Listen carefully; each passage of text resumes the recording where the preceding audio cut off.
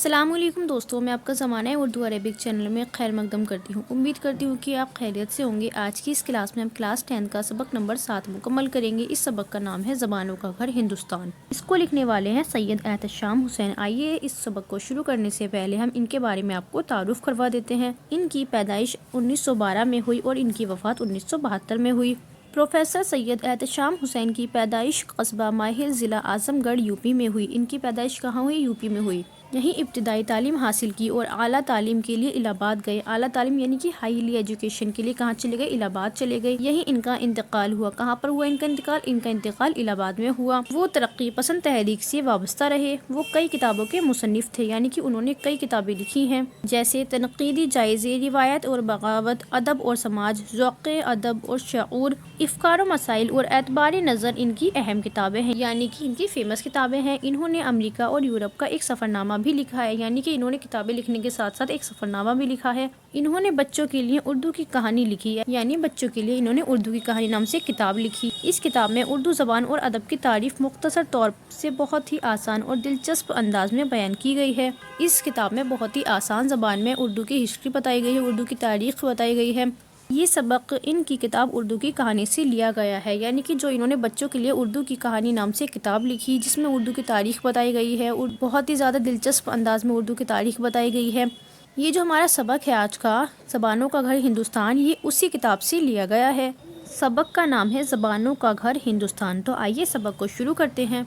तो इस सबक के अंदर एहतशाम हुसैन ने हिंदुस्तान में बोले जाने वाली ज़बानों के बारे में मालूमात हासिल कराई है। हिंदुस्तान कैसा मुल्क है? हिंदुस्तान एक अजीमुशान मुल्क है। यहाँ तरह तरह के लोग रहते हैं और मुख्तलिफ़ ज़बानें भी बोलते हैं। कहीं हिंदी बोलते हैं, कहीं उर्दू और कहीं अंग्रेज़ी। इस सबक में एहतशाम हुसैन ने हिंदुस्तान को ज़बानों का घर कहा है। जैसे कि आपने पढ़ा होगा कि भारत कैसा देश है। भारत विविधताओं वाला देश है, विभिन्नताओं वाला देश है। भारत में बहुत सारी वैरायटीज़ हैं। भारत में हर मज़हब के, हर जाति के लोग रहते हैं, अलग अलग ज़बानें बोलते हैं। हिंदुस्तान एक लंबा चौड़ा देश है, जिसमें कहीं ऊंचे पहाड़ और कहीं गहरी नदियां रास्ता रोकती हैं। कहीं फैले रेगिस्तान है जिनमें आबादी कम है। कहीं ज़मीन सोना उगलती है, कहीं ज़मीन कैसी है? बंजर है कि कुछ पैदा नहीं होता। फिर यहाँ के बसने वालों को तो देखो, काले भी हैं, गोरे भी, खूबसूरत भी हैं और बदसूरत भी, लंबे कद वाले भी हैं, छोटे कद वाले भी, जंगलियों की तरह ज़िंदगी बसर करने वाले भी हैं और बड़े बड़े शहरों में रहने वाले भी। यानी कि हिंदुस्तान के अंदर कैसे लोग पाए जाते हैं? हिंदुस्तान के अंदर हर तरह के लोग पाए जाते हैं, जो काले भी हैं, गोरे भी हैं। कुछ लोग बहुत ही ज़्यादा खूबसूरत होते हैं, कुछ लोग बदसूरत होते हैं, कुछ लोग लंबे कद वाले होते हैं, कुछ छोटे होते हैं, कुछ लोग तो ऐसे होते हैं जो जंगलियों की तरह ज़िंदगी बसर करते हैं और कुछ लोग होते हैं जो बड़े बड़े शहरों में रहते हैं। यहाँ ना जाने कितनी तरह के लोग मिलते हैं और कितनी तरह की ज़बानें बोलते हैं। अब जब लोग अलग अलग हैं, लोग अलग अलग किस्म के हैं और मुख्तलिफ़ तरह के लोग हैं यहाँ पर, तो ज़बानें भी कैसी बोलते हैं? ज़बानें भी मुख्तलिफ़ तरह की बोलते हैं। कुछ ऐसे हैं जिनको हिंदुस्तान में बसे हुए 5000 वर्ष से भी ज़्यादा हो गए, यानी कि उनकी नस्लें कब से चली आ रही हैं? उनकी नस्लें 5000 साल से भी ज़्यादा हो गए, तब से चली आ रही है। कुछ ऐसे हैं जो थोड़े ही दिनों से यहाँ आबाद हैं। कुछ लोग कैसे हैं जो थोड़े ही दिन पहले यहाँ पर आए हैं, यानी कि बाहर के देशों से आए हैं। ऐसे देश में अजीब अजीब ढंग की कौमें होंगी और अजीब अजीब ज़बानें होंगी, लेकिन इनसे घबराना नहीं चाहिए। ये तो इस मुल्क के बड़े होने की निशानी है कि इसमें अलग अलग होने पर भी सबके मिलजुल कर रहने की गुंजाइश है। यानी कि हिंदुस्तान के अंदर अलग अलग ढंग की कौमें हैं, अलग अलग ज़बानें भी बोलती हैं, लेकिन ये क्या है? हमारे भारत की, हिंदुस्तान की क्या है? बड़े होने की निशानी है। लेकिन सारे इतनी विविधता होने के बाद भी, इतनी वैरायटीज़ होने के बाद भी सारे लोग कैसे रहते हैं? मिलजुल कर रहते हैं। ये बताना कठिन है कि 5000 वर्ष से पहले यहाँ कौन लोग बसते थे, मगर अब बहुत से लोग ये बात जानते हैं कि इस ज़माने से यहाँ दूर दूर के लोग आने लगे हैं, यानी कि बाहर से लोग आने लगे हैं। इतना समझ लेना कुछ मुश्किल नहीं है कि पहले दुनिया के ज़्यादातर लोग वहशियों की तरह ज़िंदगी बसर करते थे।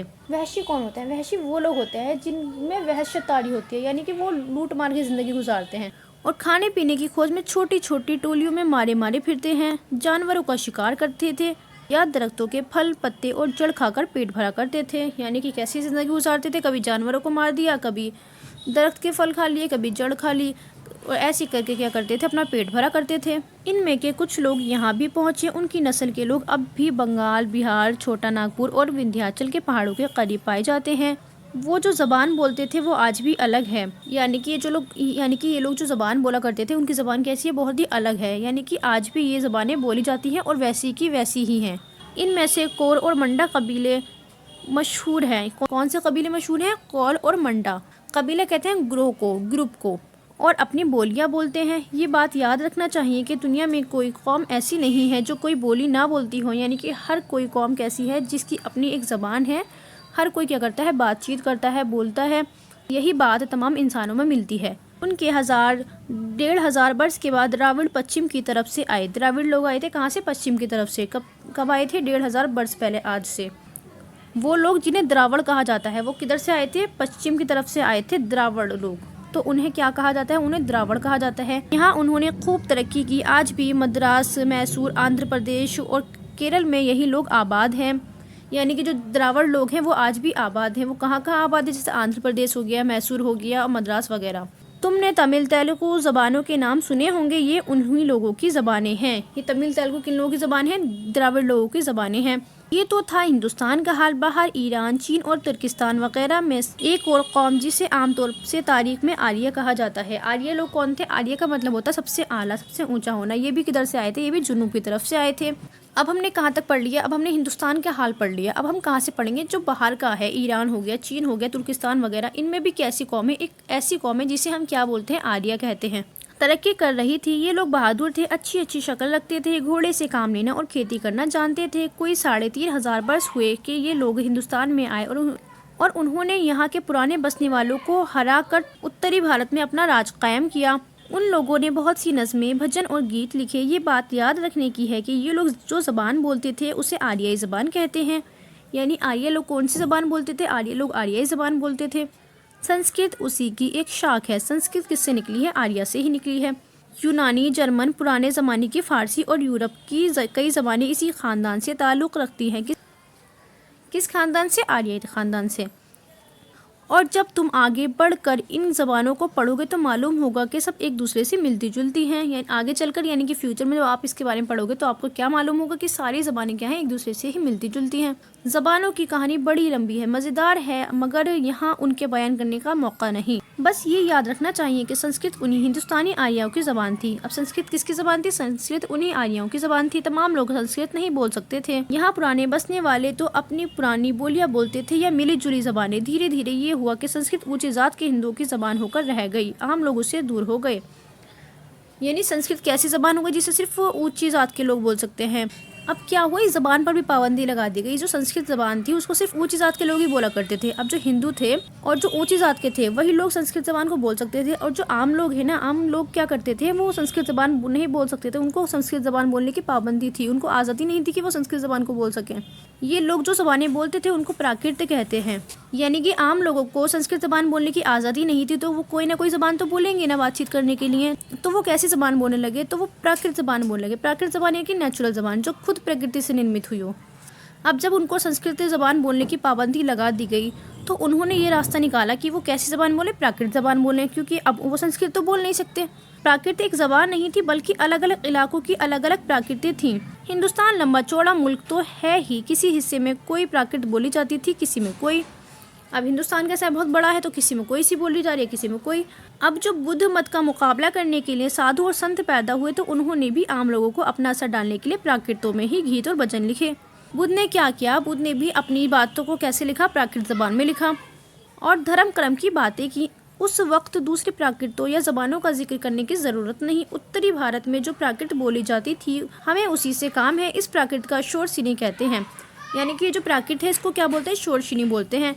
उसके पेट से 2 भाषाएं पैदा हुई जिनको हिंदुस्तानी हिंदी और उर्दू कहते हैं। बंगाली, मराठी, गुजराती, पंजाबी, सिंधी, आसामी और उड़िया भी नई आर्याई ज़बानें हैं। ये तारीख का एक दिलचस्प इत्तेफाक है कि जब मुसलमान हिंदुस्तान में आए तो इन ज़बानों की भी तरक्की हुई।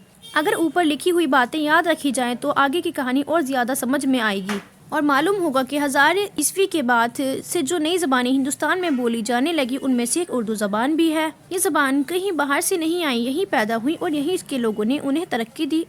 उसकी बनावट, उसका रंग रूप सब हिंदुस्तानी है। अगर ये ज़बान किसी दूसरे मुल्क में भी बोली जाने लगी तो ये वहाँ की ज़बानें नहीं बन जाएंगी, हिंदुस्तानी ही रहेगी। आइए इसके सवाल और जवाब मुकम्मल कर लेते हैं। सवाल नंबर 1 है, हिंदुस्तान की खुसूसियात क्या हैं? तो इसका जवाब होगा, हिंदुस्तान एक लंबा चौड़ा देश है जिसमें कहीं ऊंचे पहाड़, गहरी नदियां हैं और कहीं रेगिस्तान।